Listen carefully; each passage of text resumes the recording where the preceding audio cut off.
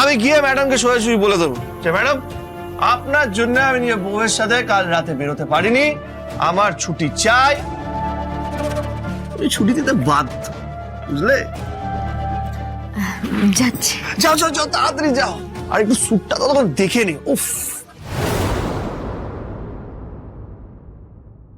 আমি কি শুধু শুধু ভয় পাচ্ছি, নাকি সত্যি ভয় পাওয়াটা উচিত? এই ম্যাডাম রাজকে এতটা প্রশ্রয় দিচ্ছেন কেন? রাজের প্রতি এত সহানুভূতি কেন?